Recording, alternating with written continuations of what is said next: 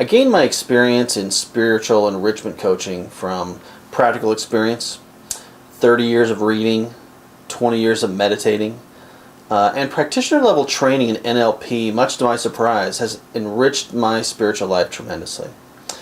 First, I was brought up in a Presbyterian home and learned to read the Bible, memorize a few special Bible verses. Really, that experience was just the planting of the seed that came to fruition in 1981 when, as Paul says in Philippians, God laid hold of me. The born-again experience was the pivotal and defining event in my life. Unfortunately, I found God in a church that was so legalistic and so spiritually immature and oppressive that it was eventually closed down by leaders of its sister churches a few months after I left in 1984. I still appreciate what that church did for me in 1981, getting me off drugs, introducing me to forgiveness and a disciplined study of the Bible and our spiritual forefathers. But the horrifying experience of a legalistic, hypocritical, oppressive church left me wandering in the wilderness for about 12 years. I returned to alcohol and pot off and on until 1993. I received some good therapy for depression, some good treatment for addiction, and some group counseling for the spiritual abuse I endured.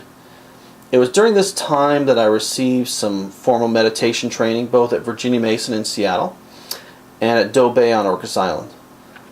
My meditation and my reading of the Bible and a multitude of spiritual texts, Romans by Martin Luther, Care of the Soul by Thomas More, Transformation of Myth Throughout Time by Joseph Campbell, The Prophet by Khalil Gibran, Dreams and Spiritual Growth by Louis Savare, The AA Big Book, The NA Basic Text, The Purpose-Driven Life by Rick Warren, The Celestine Prophecy by James Redfield, and A New Earth by Eckhart Tolle, all helped me to discover true grace, God's deep and lasting forgiveness, true faith, simple faith. And I found myself walking a deep, true, genuine, happy spiritual walk for a decade now. The past 5 years, not that I've attained perfection, but I've come to a level of simple faith, a spiritual joy with a practical application of it in my daily life, that I know I am here to share what I have with others who are still searching for peace and joy and this unconditional love that God has to give us. When you call me for spiritual enrichment life coaching, understand I am not here to push my beliefs on you or to convince you that I'm right.